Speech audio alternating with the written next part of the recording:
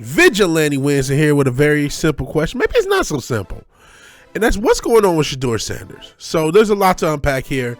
I've been meaning to make this video like for weeks, but the draft is coming up. It's on Thursday. I got to make this video now. So you'll get this maybe Sunday, maybe Monday, whenever I can get it out. And there's so much to unpack with this Shaddeur Sanders thing. There's a lot of, I feel like he's getting piled on. He's getting piled on. There's a lot of backlash. I think a lot of people think of him as a cocky Nepo baby. That's just the reality of it. I look at him as a solid NFL quarterback, or potentially solid NFL quarterback. But I'm also a guy, I'm not Mel Kiper. And Mel Kiper has a terrible rate, right? He's told you Ryan Leaf was going to be one of the greatest quarterbacks. He told you Jamarcus Russell was going to be one of the greatest quarterbacks, amongst others. He's actually terrible at his job. Him and Tom McShay are so, and Tom McShay's better, but they are so laughably bad at their job to be considered the experts. It's crazy. But at the same time, their job is inherently impossible, because no matter how you grade any of these players, there's no way of knowing who's actually going to go to the next level and make it. You know, a lot of been said about this entire draft being a down year, so to speak. But never forget, Trey Lance had a first-round grade and was worth all these picks, and now he can barely play. And Brock Purdy had an undrafted free agent grade, and he's about to make $50-60 million a year. So, and that's just a few years ago. For my old heads, the Unks, the Matt Leinart, Vince Young, Reggie Bush, was Mario Williams draft. That was a great draft, remember? Going into it. Now that we're 20 years after the fact, I mean, we can look and say, really, was it? Did any of those guys make anything of themselves? I mean, Vince Young had a couple good years. Reggie Bush had some good years. Matt Leinart and Mario never really did much. So, like, these grades don't necessarily mean shit. So back to Shaddeur. He's the real reason we're talking. I just want to get that shit out there that the draft is a crapshoot anyway. The draft's a parlay. So the fact that people act like experts is a fucking laughable. We do this every year. So back to Shaddeur. I would be lying if I didn't say that, you know, looking at his tape, it didn't really pop off the screen. But the only guy I had right in the recent years that popped off the screen was a guy like Joe Burrow, where I was like, okay, he's gonna be great, right? Nobody really pops off the screen. I have no idea who's gonna go to the next level, deal with coaches, deal with tape, deal with the playbook, understand things, grow, progress, get along. I don't know any of that shit. None of us do. Here's what we do know about Shaddeur. Put up 4,000 yards, 37 touchdowns, 10 picks with a terrible offensive line. Didn't play the most competition. Didn't play the best competition. But you know who else didn't play the best competition in college? The last year's MVP, Josh Allen. When he was in college, did not play the greatest competition. And he was the MVP. Now, the MVPs the past couple years, rather not either of them that deserved it. And the ethno-racial political ratings grab that ESPN used for pushing both of those guys as MVPs, we're not discussing that, even if it's somewhat relevant. Even in this case, I think one of the things working against Shaddeur, he doesn't necessarily, and I hate saying this statement, he doesn't necessarily play like a quote-unquote black quarterback. He's much more pocket-oriented. He's not that explosive as a runner or a thrower, really. His footwork is pretty good. The fact that he's been trained under Tom Brady, by the way, a 6th-round grade, because we're all about these draft grades. The greatest of all time had a 6th-round grade, but we're still arguing about these draft grades. In a down year, you know, 6th round in a down year, best quarterback of all time, no biggie. But he is accurate. I don't know what Shaddeur is going to be, man. I don't know, but I feel like this hate is unjustified.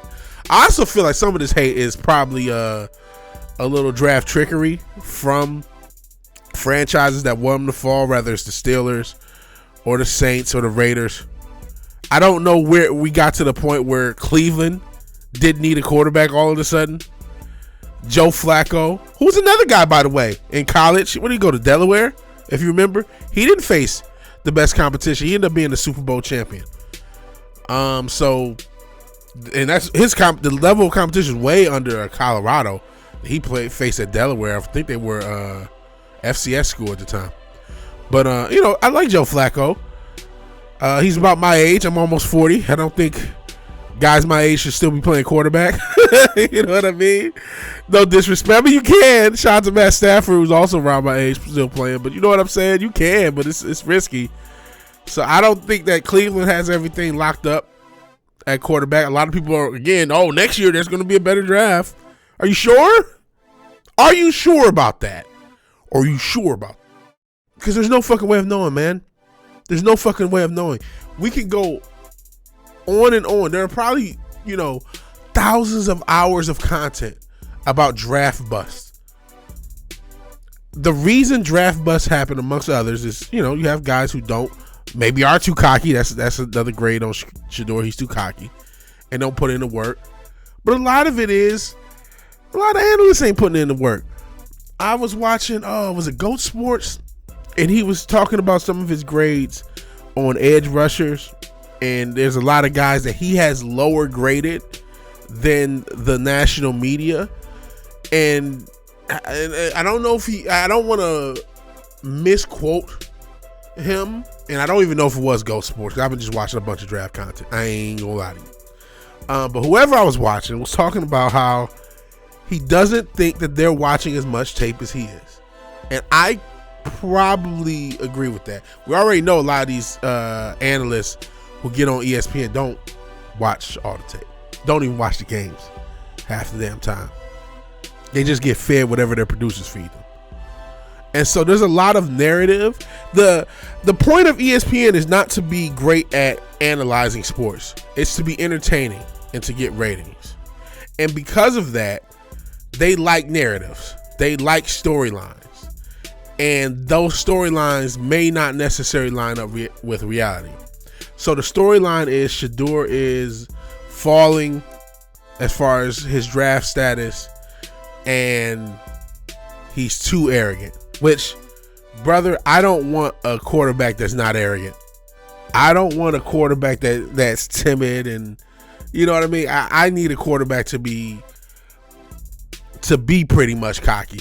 Peyton Manning, what did he tell, was it Bill Polian? Like, if you don't draft me, it'll be the biggest mistake of your life. And then there's another quarterback. Was it Josh McCown said something similar, and it ended up being Josh McCown? You never know. You never know. It's a crapshoot. It's a parlay. So I don't know if Shaddeur is going to be good. What I do know is there's reason to think he's going to be good. If he falls, he falls. This shit don't mean shit to me. Like, I'm not going to lose sleep over it. But I do think it's unfair for him to just, he's cocky. I think there's some opposite Nepo baby thing going on. If he was Shaddeur Smith, contrary to belief, I think he would be a first round pick. And it wouldn't be any question about it. But because he's Shaddeur Sanders, there's more questions. There's more questions. And listen, maybe Jackson Dart is going to be a better quarterback than him. I don't know. I have no idea. Sometimes it works out that way. But I think he'll be solid. I think he'll be solid. I don't know. And hey, it's not the end of the world for your draft status to fall, because sometimes you end up in a better situation, better franchise. Hey, Aaron Rodgers. I remember that day. Alex Smith went 1, and people thought Aaron Rodgers could have went 1. And if he not 1, he was going to be top 10. He ended up being like 20, whatever. Went to the Packers. The rest is history, right? So hopefully Shaddeur gets, picked by a good franchise. It still would not surprise me if fucking Cleveland just picked him at 2. With all the hype and all the bullshit, it would not shock me if Cleveland picked him at 2 and it wasn't Abdul Carter or Travis Hunter. We'll see. Because of the perception of him falling, there's a chance that either Cleveland or the Giants may try to have their cake and eat it too. That one or both will try to pick whoever they pick, rather than Abdul Carter or, of course, his receiver Travis Hunter, and then try to trade back into the first round to get a shot at him later. Maybe that happens. Maybe he's a first rounder. Maybe he falls out of the first round. I don't think he will. In fact, because of how quarterback happy the draft ends up being, I think multiple quarterbacks are going to be taken in the first round. At least 3 will be taken in the first round, and he will be one of them. That's my thoughts. I don't know who, is going to be great amongst them.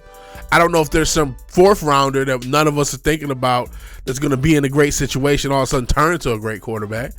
Who knows? That happens. Like, again, Brock Purdy, Mr. Irrelevant, about to make 50, 60 million or whatever the fuck San Francisco overpays him. So these draft grades, you got to take it with a grain of salt.